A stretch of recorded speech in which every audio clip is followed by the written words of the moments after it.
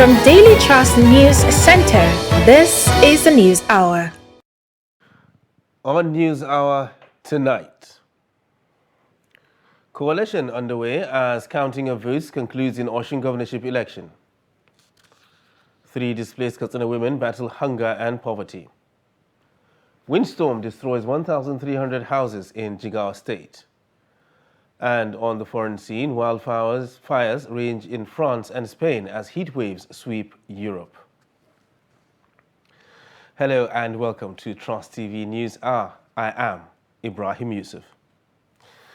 Now, sorting and counting of ballots have commenced in most of the polling units in Osun State as voting closed in Saturday's governorship election in the state. Trust TV's Shafiq Suleiman reports that the poll largely witnessed massive turnout of voters who exercised their franchise amidst tight security aimed at ensuring that the voting environment is safe. The report. 15 candidates contested the Osun governorship election, which took place in 332 wards across 30 local government areas of the state. About 2 million registered voters are eligible to take part in the poll, which commenced early Saturday morning and ran through the day. In fact, the exercise is going on as we expect because there is no any cases of intimidation or any harassment. In fact, I give kudos to both the electoral officers who are present here and also the security agents who are present here. Voter turnout is impressive as they mostly conducted themselves peacefully in an election conducted by the Independent National Electoral Commission, INEC, with minimal hitches. Initially, we had some hiccups. The BFAS, bimodal voters accreditation system machine brought to this place malfunctioned, and so they brought another one, but that delayed voting for almost 2 hours. Because instead of starting voting by 10 a.m., we started around by 8 a.m. we started around 10. The state governor Adeboyega Oyetola of the APC and the PDP chieftain Kolapo Alimi, amongst others, held the exercise as they expressed optimism for a positive outcome. Residents of the state who participated in the democratic process are hopeful that the outcome of the election and its aftermath will consolidate on the success recorded so far. Shafiq Suleiman, Trust TV News, Oshogbo. Meanwhile, election observers have lauded the innovations introduced by the Independent National Electoral Commission in the Osun polls. Among them is the prompt upload of results on INEC results portal. Hamid Oegbade reports that as at 7 p.m., the results of 3,027 out of the 3,763 polling units were already uploaded on the INEC results portal. The Executive Director, Center for Transparency and Advocacy, Faith Nwadishi, and Deputy Vice-Chancellor of Osun State University, Professor Anthony Kola Olusoya, lauded INEC for the innovation.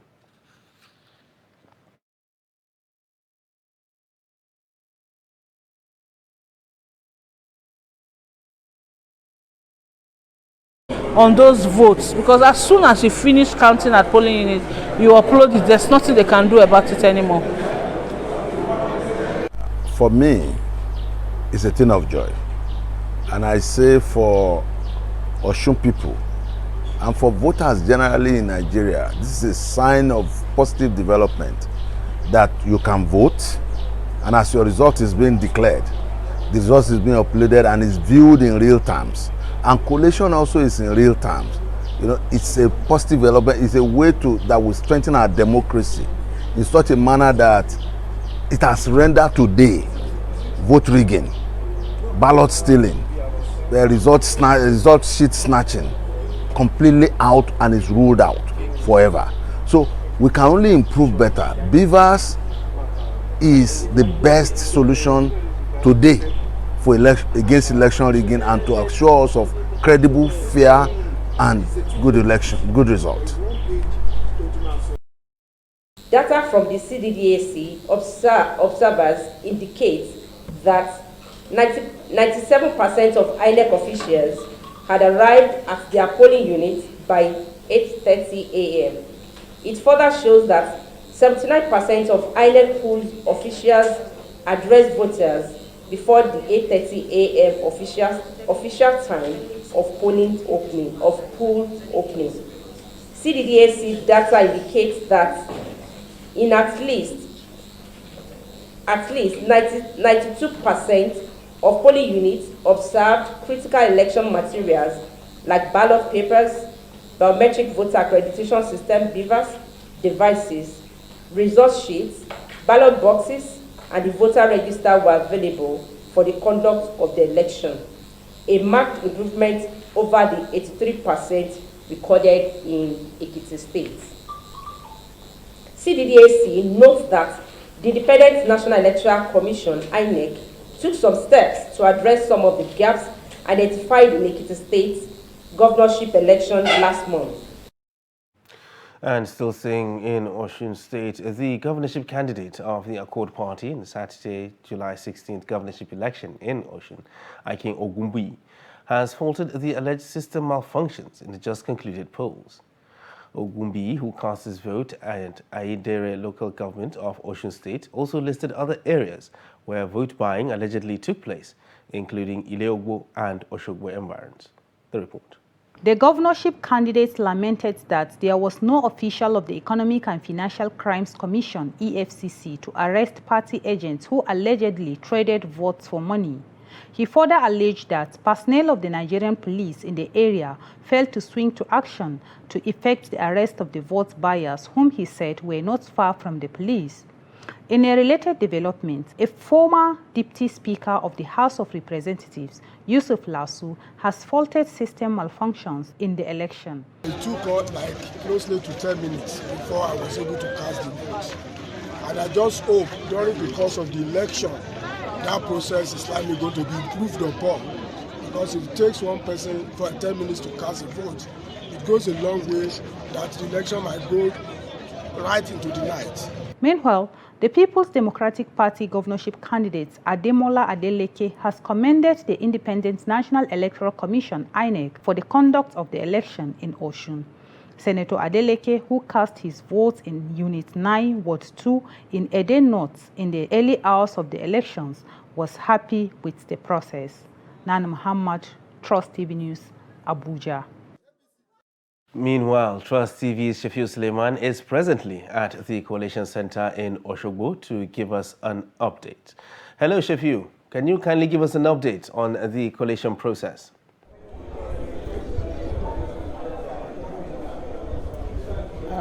Right, Ibrahim, as you can see behind me, the stage is now set for the collation of the results from across the over 3,000 polling units spread across 332 wards of the 30 local government areas of Osun State. Right now, the stage is set for the collation of the results across these local government areas. The normal process is that while the result is actually being uploaded to the INEC result portal, it is also expected that the local government, returning officers will be here to present the results as it is to the state returning officer, who would, verify and of course ensure that it corresponds with what is already in the INEC portal, and then subsequently, declare the winner of the election and return him elected. That is the normal practice. The stage here is set because virtually everyone that need to be here is here, especially the media. The media, representatives have already made, adequate arrangement for the coverage of this exercise. Media personnel seated, cameras have been arranged, and then just waiting for the, commencement of the coalition, which will be, happening in a moment from now. Issues that were raised in the build-up to this election were actually the issue of vote buying, and then the possibility of maybe pockets of violence here and there. Did you get any reports of any of these taking place in any of the polling units? Well, relying on perhaps the account of one of the election observers, that is the Transparency Advocacy Center or Center for Transparency Advocacy, whose Chief Executive Faith Wadishi earlier, addressed the news conference, talked about, their observations and what actually transpired today. Largely, it's a plus to INEC and to the security agencies for the fact that there is minimal, reports concerning malfunctioning of the bimodal voter accreditation system, that is VIVAS, contrary to what we used to see in the past. Again, security personnel were also said to have conducted themselves professionally, of course, in a civil manner. Remember, election is a civil responsibility, or is a civil exercise that requires civility. So there was a pass mark on the security agencies, even though it's part of the preliminary statement or preliminary report of the election observation group. But largely, it's about successes recorded so far. But with regards to the issue of vote buying, the group actually said that yes, there were some incidences of vote buying, but then it has changed, dimension. It wasn't done openly. Those buying the votes have also are getting sophisticated by the day. Now they don't, come to the polling units directly to buy these votes. They have gone to the extent of now transferring the monies to the electorates who have agreed to toe their line and, of course, vote for their candidates. And even though there are also cases of reported arrests of some either party agents or politicians with cash, heading towards polling units. These are some of the cases that were, reported by this election observation group, which actually recommended that there is need for, the security agencies to also up their game, even though, on one hand, the security agencies were also alleged to have been getting involved in this kind of, arrangement by asking, politicians to take care of their certain financial responsibilities, and then, in return, they also turn their eyes on some of the things that are being done openly to induce the voters. All right, so now that collation is about to begin, or the stage has been set, just like you said, when can we expect the final results to be announced?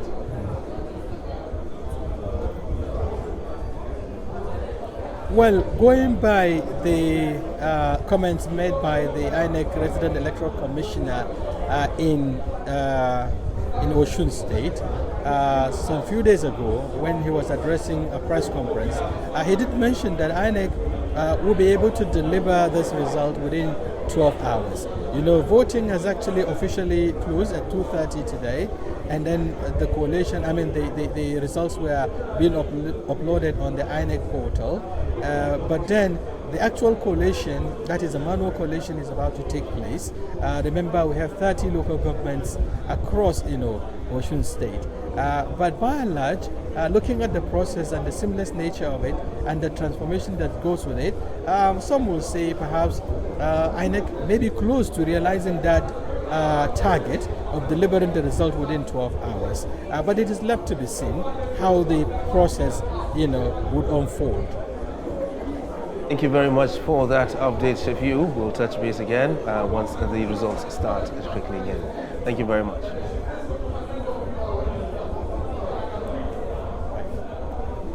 All right, Shafiu Suleiman there giving us an update from Oshogbo concerning the Osun governorship election.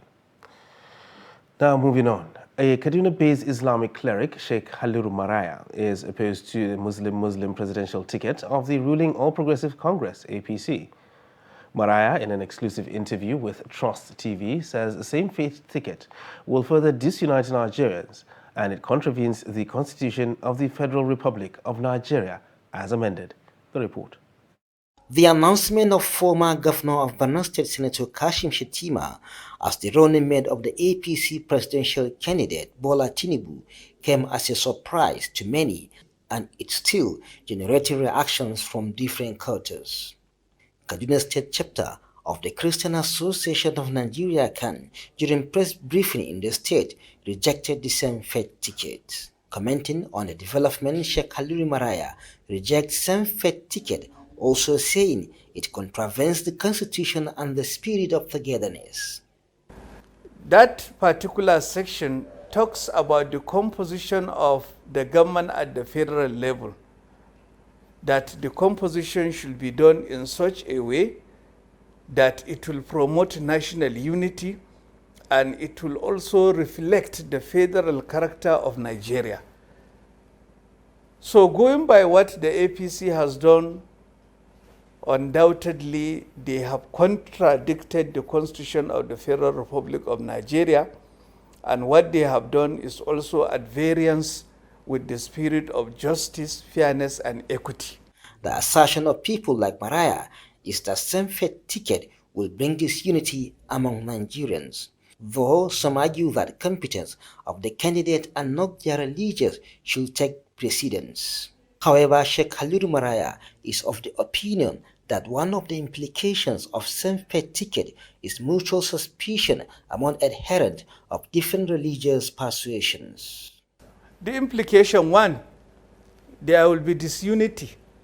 The country will be further disunited. As you can testify, presently there are many people who have resigned their membership of the APC. Because of what? Because of the Muslim ticket. Hitherto, they were doing politics together with the Muslims. Now, they have left the Muslims. This has brought what? Disunity. According to him, the country has been polarized along many faultiness, including religion. He therefore called on the leaders to promote inclusivity in whatever they do for the unity and development of Nigeria. And still talking politics, the Legal Field Operations Committee of the All Progressives Congress, APC, Northwest, has disclosed that no fewer than 30 cases have been instituted against the party at the end of the various primary elections held in the zone. The National Legal Advisor of APC, Ahmed Usman El Marzouk, disclosed this while addressing a press conference in Kaduna at the end of its maiden meeting on Thursday. According to him, the purpose of the meeting is to address legal issues that have emanated from the primaries during the state assemblies, House of Representatives, Senate, and presidential elections. He said the maiden meeting availed them the opportunity to know the number of cases filed in the various courts and to strategize ahead of the 2023 elections. During such exercises, issues can come up regarding the conduct of the primaries. There are usually complaints and petitions in so many of the constituencies regarding the conduct of the primary elections. And the law has provided for remedies for the complainants to be pursued at various courts of the land. And it is pertinent, based on those petitions at the various courts, that the party and the candidates would now employ lawyers for legal representation. Probably about 30 cases in the Northwest Zone, plus or minus. And you know they keep coming. The Center for Rehabilitation and Social Integration in Africa has described the selection of Bishop Isaac Idahosa by Senator Rabiu Kwankwaso as an own goal which will affect the chances of the NNPP in the presidential election. Executive Director of the Center, Michael Ebiabuchi, described Idahosa as one who lacked popularity and knowledge of politics, noting that such attributes will add no value to the ticket. Sometimes you begin to think where the political trajectory is going to. You know, when people have put in a lot to support a political party and, at the end of the day, there is no, recourse to what they have done. I can tell you is a very serious mistake by His Excellency. It's going to affect his chances because choosing politics is not Nollywood. It's not drama. So going to choose the Nollywood dramatical Archbishop Dahosa is not going to give him a single vote. Before now, I don't know him. I only know him as a man of God. I have never seen him in the political space. So tell me, who is he going to mobilize? Is an own goal he has called for himself again. Now, rising insecurity comes with displacement of families, as bandit activities have forced families to relocate to safer areas within urban centers in Katsina State. Jamil Mabai speaks to 3 mothers who are battling hunger daily and at the same time concerned about a lack of access to basic human necessities like access to healthcare and education.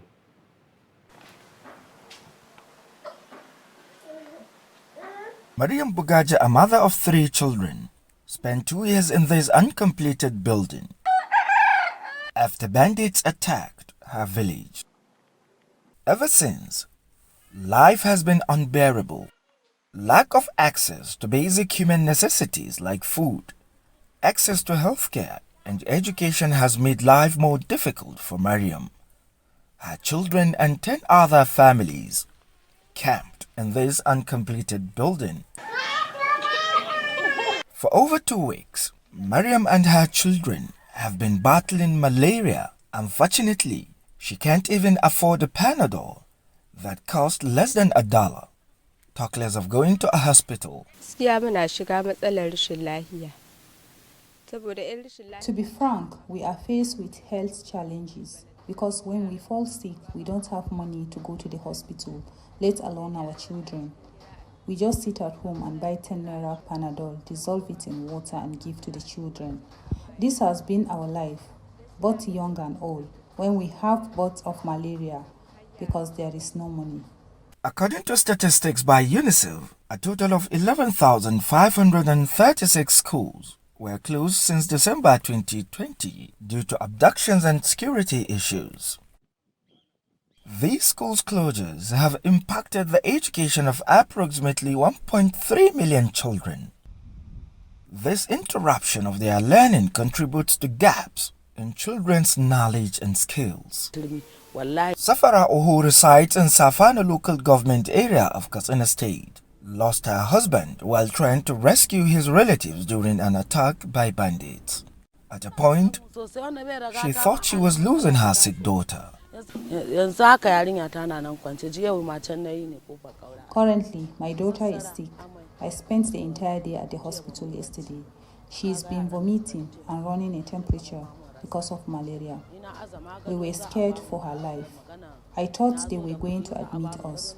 But when they asked me if I came with money and I told them no, they then prescribed drugs for us and I left. Safarau's children can no longer go to school. Her youngest daughter's dream of becoming a doctor is not visible. She deserved to have been admitted, given her condition. It was so serious that we all stayed awake last night watching over her. Because of hunger and no peace, our children no longer attend the regular and Islamic schools. As a widow, my condition is worse. After every exam, my eldest daughter always says to me, "Mom, I want to become a doctor," and saves life.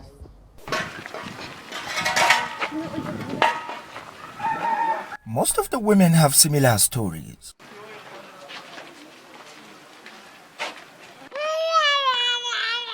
They are caught between struggling to send their children to school or send them to beg for food. Analysts believed most of them are victims of general poverty, and the only language they can use to get sympathy and assistance is by claiming to be victims of banditry. What is happening is a general poverty and hunger in the whole of the country, which so many people, so many families were aligning themselves to this internally restless person so that they can get assistance. With a non-functioning primary healthcare facilities and lack of government commitment to providing educational alternative to victims of insecurity, the situation will keep deteriorating. One thing is clear: with rising insecurity, families will be displaced, out-of-school children will increase, and the access to healthcare will remain a nightmare. Jamilu Mobay, Trust TV News, Katsina. Meanwhile, at the height of insecurity, many farming communities have been forced to abandon their farms in Katsina State.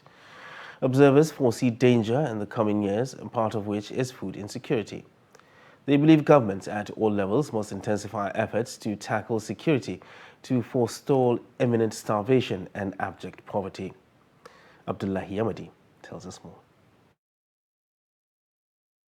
More than half of the farming communities in Katsina State live in insecurity-prone local governments, which are incidentally the epicenters of agricultural activities.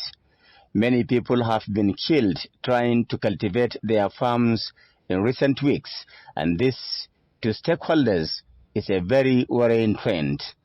State Chairman of the Nigeria Labour Congress, NLC, Hamisu Enduna, believes governments at all levels are not doing enough to tackle insecurity.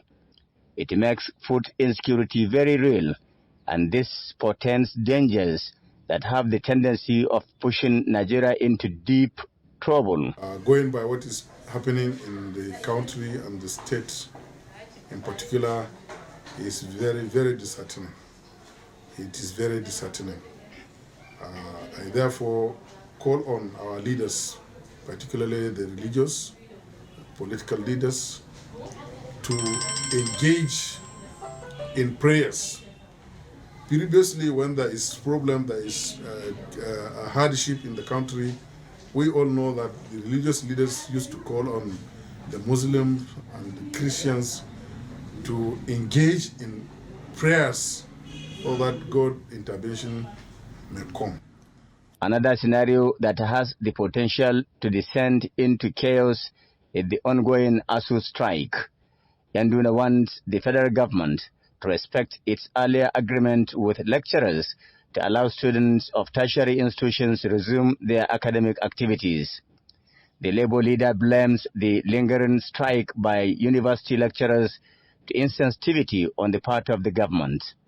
Meanwhile, chairman of the New Nigeria People's Party in Katsina State, Sani Yankwani, says the Muslim ticket of the APC has exposed the myopic plan of the party to deceive Nigerians in the name of religion. We cannot even dream of having organized, well-equipped armed forces. Because without strong armed forces, you cannot have an economy. You need them to protect your interest from within and outside. You need to equip your military. You need to equip your law enforcement agencies. You need to train them. You need to teach them the art, international art of war, art of control. You see, so no economy can survive without an equipped military, strong military. The Katsina State NNPP chairman also attributes the current insurgency to institutional collapse. Yankwani describes Nigeria under President Muhammadu Buhari as a failed state and calls on Nigerians to vote competent leaders regardless of religion and ethnicity. Abdullahi Ismayamadi, Trust Television News, Katsina. And still staying in Katsina, the police authorities in the state have rearrested a Kuje Correctional Facility SKP in possession of dried leaves suspected to be Indian hemp. The SKP, Kamala Lawal, was rearrested in Musa town following a raid on a criminal hideout in the area. The police authorities have given assurances that the recaptured prisoner will be handed back to the Kuje Correctional Facility. Once again, Trust TV's Abdullahi Yamadi reports. Based on credible information, DPO Musa and team carried out raid a suspected criminal hideout in Damusa local government area and succeeded in arresting one Kamala Lawal Abubakar, age 33 years, of Unguwar Sale, quarters Damusa local government, a suspected fugitive from Kuje prison, Abuja. Apart from the recaptured prisoner, the police operations in Katsina also burst a notorious syndicate of armed robbers terrorizing Katsina and its environs. In the course of investigation, suspects were arrested and hypnotize in the house of one Hadiza Muhammad, alias Wani. This female is here with us, 7 years, in possession of a seized package of banned substance solution. The suspected robbers were also arrested in possession of 2 stolen motorcycles and mentioned Muhammad Lalo, now at large, as one of their accomplices. The Katsina State Police Command also has in its custody Bello Salejino, a kingpin of a notorious syndicate of terrorists. The suspect is proudly saying he is responsible for the kidnap of many people and collected ransom from 80,000 to 200,000 naira from his victims. Muhammad Ibrahim, Anas Abdullahi, and Mustafa Banamasi were mentioned as members of the gang who are also in the custody of the police. I learned my lesson now, having been arrested in connection with kidnap for ransom. I engaged in this out of necessity. I don't have any business, no capital, nothing, and I have to survive. I participated in the kidnapping of over 10 people and collected unspecified amount of money for ransom. Also during the police press briefing, the suspected killers of one Saleh Dayebu Kankara were also paraded. The suspected killers were said to have attacked Dayebu while working on his farm and killed him on the spot. We attacked Malam Dayebu and killed him because he participated in the killing of our elder brother. While we were searching for our elder brother's corpse, we saw Malam Dayebu, who confirmed to us that our elder brother was killed, and don't forget, we were suspecting him as one of the informants assisting terrorists unleashing mayhem on our communities. Similarly, the trio of Ayuba Abdullahi, Sagir Sadi, and Usman Shuaibu, who are suspected armed robbers, are in the police net. They are accused of attacking and robbing 2 persons, Stalin Anemeze and Ayengo Sande in Malumfashi town. Handsets, money and laptops were recovered from the suspects. Observers believe that the spike of crime is associated with poverty and may increase further if nothing is done to enable farmers to cultivate their farms. In addition to this, measures must be introduced to guarantee social security in Katsina State.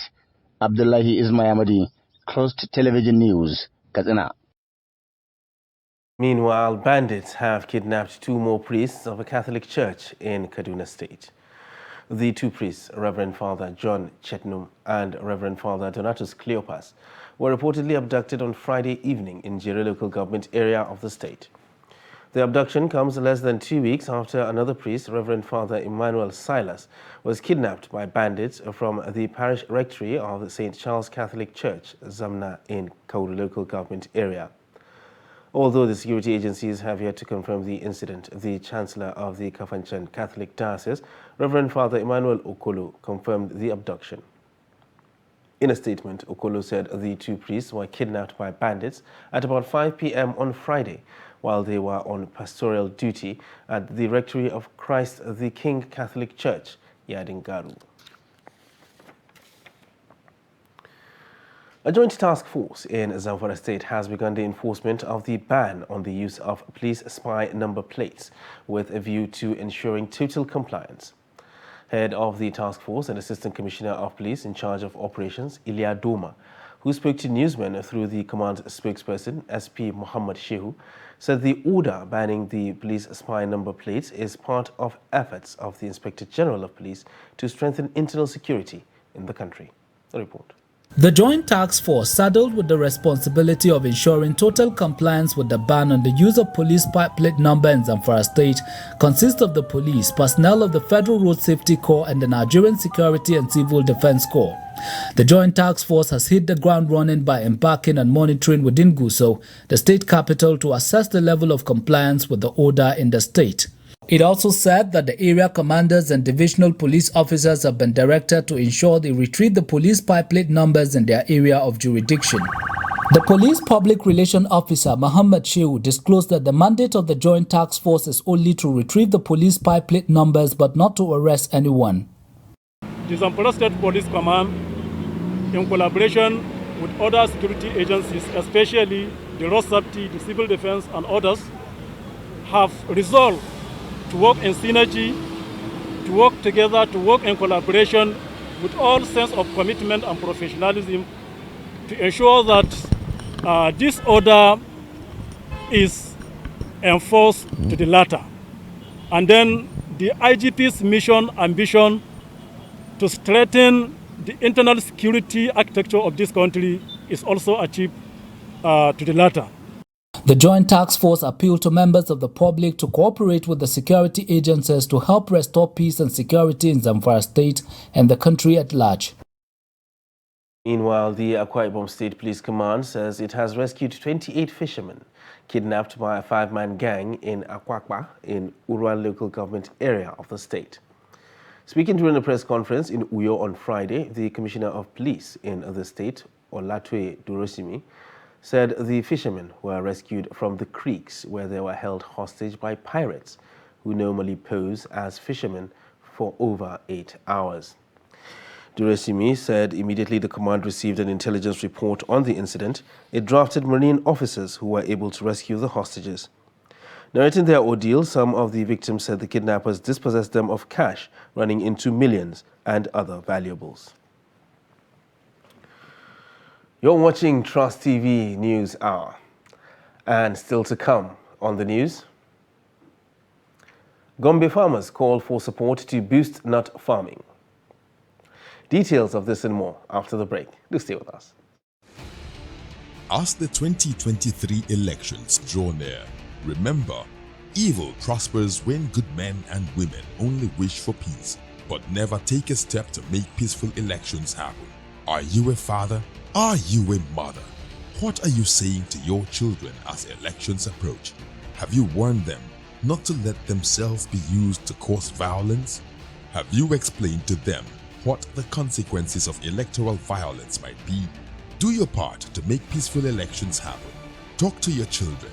Protect them from unscrupulous politicians who want to put them in harm's way, while their own children are comfortable at home, within and outside the country. Let's join hands to make 2023 elections peaceful.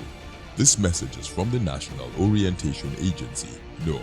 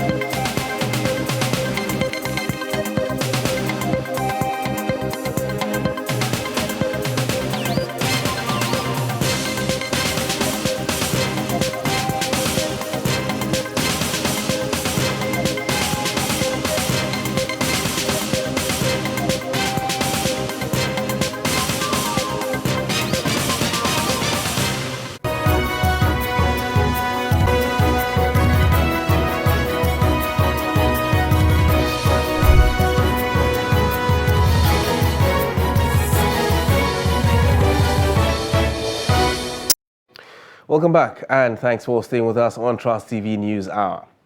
Now another look at our top stories. Collation underway as counting of votes concludes in Osun governorship election. And 3 displaced Katsina women battle hunger and poverty. Now moving on to other news. Doctors who performed the surgical operation on Vice President Yemi Osibanjo to treat the recurrent pain caused by a fracture in his leg have concluded the procedure, which they said was successful. The VP is also said to be alert and well. A statement by the Duchess International Hospital said the Vice President was treated for a fracture of his right femur, possibly related to a long-standing injury associated with the game of squash. Nasarawa State Government says the success of the trial census in Karu local government area will be determined by the readiness of community leaders and residents to effectively mobilize for it.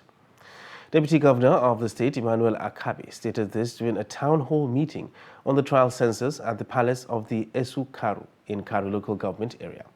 Abubakar Abdullahi sent in this report as presented from our studio.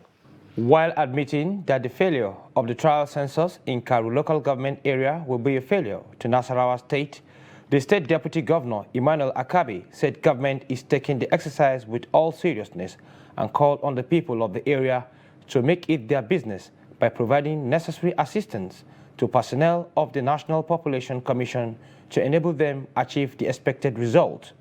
Describing Karu as a mini Nigeria, considering its size and influx of people of diverse nationalities, the Deputy Governor enjoined community leaders to mobilize and ensure all houses and people within their jurisdiction are adequately captured in the exercise. We should take the exercise with all seriousness and not allow this opportunity to pass us. We need to support whoever gets the job done no matter where they come from, because we want to ensure that we are all counted. Akabe commended the National Population Commission for organizing the town hall meeting, assuring that the opportunity provided by the trial census will not be allowed to walk away without the required impact made as the exercise lasts. Former Deputy Governor of Nasarawa State, who is also a federal commissioner at the National Population Commission, Silas Ali Agara, affirmed that the idea of the town hall meeting received support from Governor Abdullahi Sule, saying that the commitment shown by the state governor since the commencement of the training of over 5,000 participants in the last 2 weeks is highly commendable.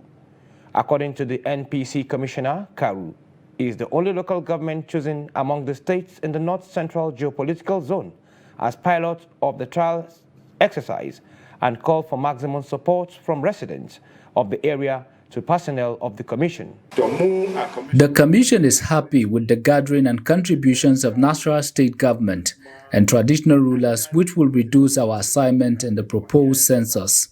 Chairman, Enlightenment and Publicity Committee for the 2023 National Population and Housing Census, who is also the Federal Commissioner representing Oyo State at the National Population Commission, Eyitayo Oyetunji, allayed fears of residents regarding the exercise, asserting that the Commission will work on areas where there are lapses for improvement. Everybody should come out to participate. The census this time around should be digital, where information moves directly to Commission Cyber Cloud.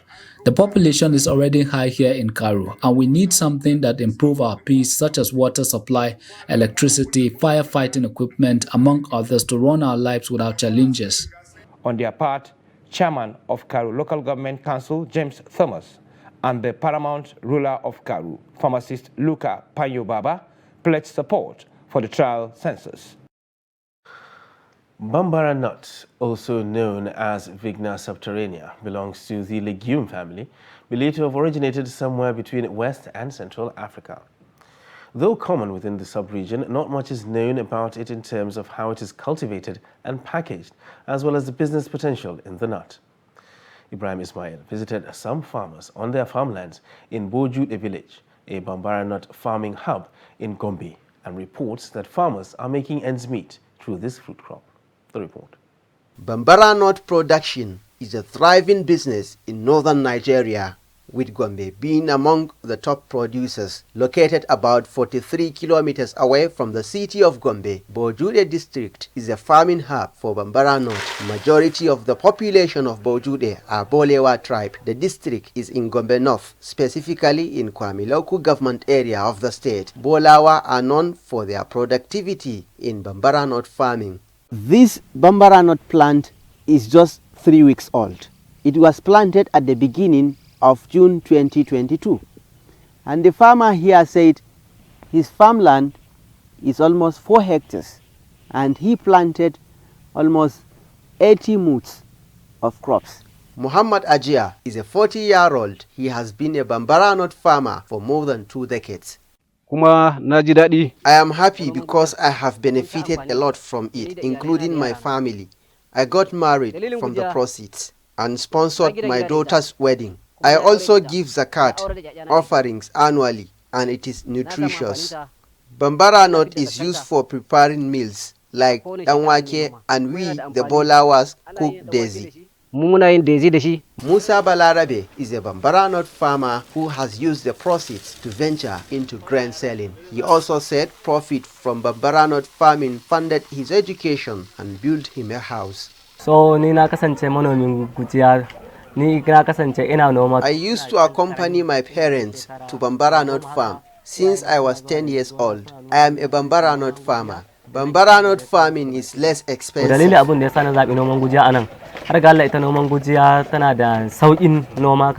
not use fertilizer. That is why I choose it. And you will have a bumper harvest, unlike maize farming. However, these farmers face multiple challenges that require urgent attention from the government. The big problem is soil infertility. It affects the bambara nut plant from development. That is why we need a fertile land.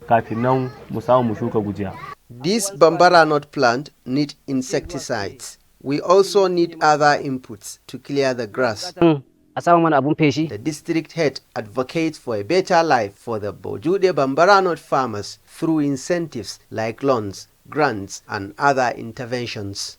From the federal government or state government or anyone among the 3 arms of government, if they are going to intervene, we are going to promote this bambara nut farming. Agriculturalist Ibrahim Umar believes enhancing bambara nut production will contribute more to Nigeria's gross domestic product (GDP). So at least the market is here in Nigeria. In African countries, there's also market, and in the whole world, there is market. So even if you're not going to produce it to consume it, you can produce it using meager capital and then maximize your own profit at the end of the day. The bambara nut farmers believe that with the right support, they can contribute toward addressing Nigeria's economic challenges by creating job opportunities. From Gombe, Ibrahim Ismail reporting for Trust TV. And officials of the Jigawa state government say at least 1,300 houses have been damaged by a windstorm in Kafinghausa local government area of the state. According to reports, the incident occurred on Tuesday night. The Special Assistant to Governor Muhammad Badaru on Community Development and Social Inclusion, Hamza Muhammad, told reporters on Saturday that the disaster also damaged some parts of the area's general hospital, water facilities, and schools. The aide further explained that the state government, in collaboration with State Emergency Management Agency, SEMA, and the National Emergency Management Agency, NEMA, had been in the area since Wednesday, assessing the level of damage caused by the disaster. Muhammad also said the state ministries of health and water resources had visited the area, assessed the level of damages on their infrastructure, and directed immediate repairs.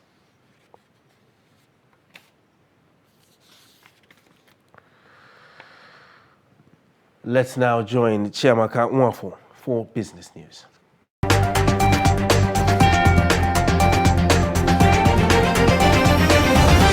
Foreign exchange rate shock, rise in interest rate, and other crises may push Nigeria's debt to gross domestic product GDP ratio by 4.8% to 30.9% this year. This is contained in a report by the Debt Management Office. The Debt Sustainability Analysis DSA 2021 released by the DMO indicated that unless actions were taken to grow revenue and wholly implement the Petroleum Industry Act, the Naira may crash up to 50% to dollar in 2023. DMO in the report said Nigeria adapted the Market Access Country Debt Sustainability Analysis framework to conduct debt analysis exercise in November 2021 with support from the World Bank. The Nigerian Export Promotion Council has collaborated with the Imo State government to enhance the production and exportation of cocoa in the state. The Imo NEPC's Trade Promotion Advisor, Anthony Ajuruchi, disclosed this at a sensitization workshop on global best practices in cocoa production and processing for export held in Owerri. Speaking on the theme, optimizing the potentials of cocoa production for export, he disclosed that Nigeria exported over $500 million worth of cocoa beans in 2021. He urged exporters in Nigeria to take advantage of the huge potential available in export destinations such as Brazil, China, Netherlands, Belgium, Germany, Malaysia, Vietnam, the United States, and the United Kingdom. The Nigerian Export Processing Zones Authority, NEPSA, says it has attracted $1 billion investment in Niger State. A statement on Saturday in Abuja by NEPSA's head of corporate communications, Martins Ode, said the authority remained resolute on its mandate as a key player in pursuing Nigeria's economic development. The statement reported Adesoji Adeshuba, managing director of NEPSA, as saying this while handing over an approved free trade zone declaration license to officials of the investing company, Hydropolis Investment Limited, on Thursday in Abuja. According to Adeshuba, NEPSA has remained resolute on its mandate as a key player in pursuit of the nation's economic development by striking yet again a $1 billion investment in the state. The authority had on July 8 secured an investment worth $100 million at the Medical Pharmaceutical Special Economic Zone in Lekki, Lagos, for the production of medical equipment. And that's it on Business News.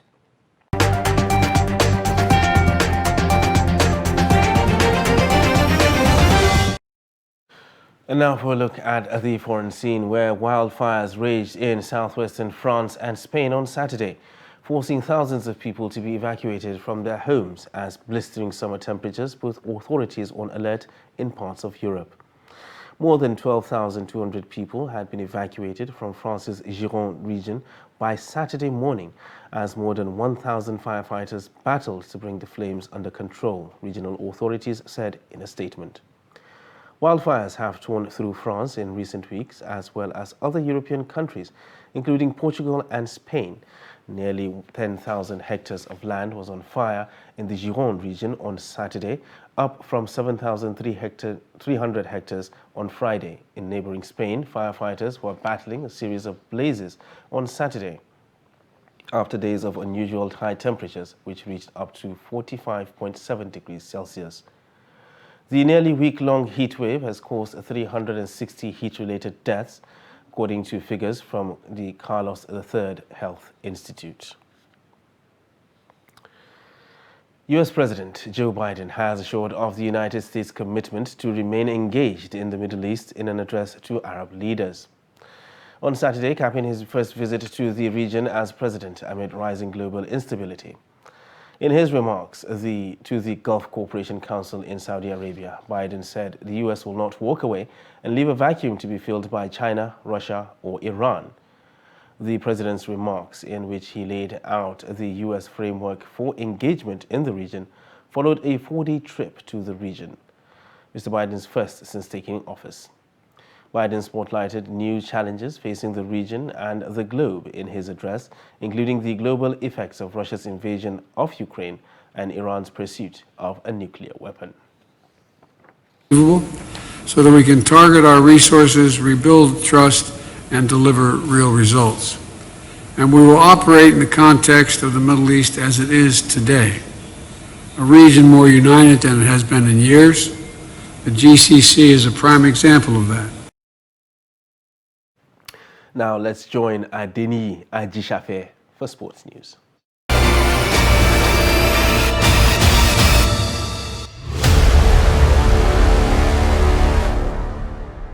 The 2022 Copa Super Cup football tournament is set to begin in Abuja with 20 teams competing for honors in the 4th edition of the competition tagged "Where Best of the Best Clash." At a press conference organized to sanitize the public about the tournament, President Copa Super Cup football competition Tom George said the competition will, among other things, have 5 stages. From the group stages, all 20 teams have been fixed into 4 groups. So 5 groups basically for just 2 teams to qualify. And our standard, we've made a new name called the Big 8. So we're just looking out for 8 teams that will come up to become our Big 8 for next season. Because there's a special league for these Big 8 come next season, yes. The Copa Super Cup has been on for 4 years now because this is the 4th edition of Copa Super Cup.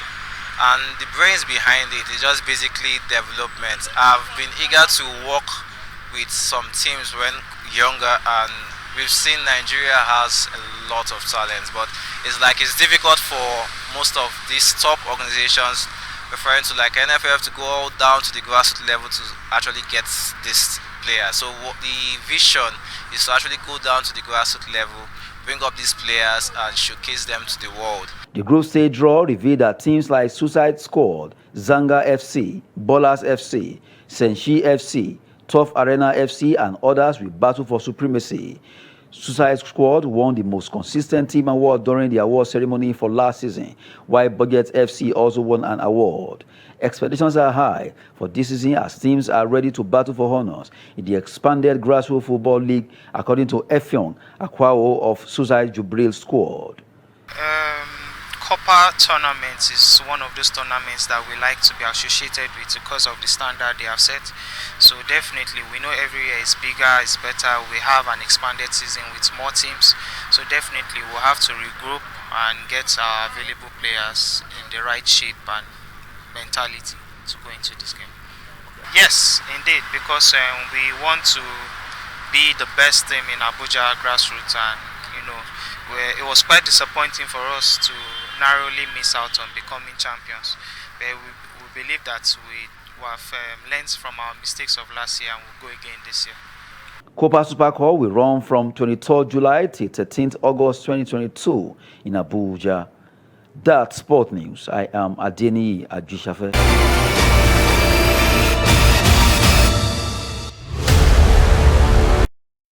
And that wraps up Trust TV News Hour for tonight.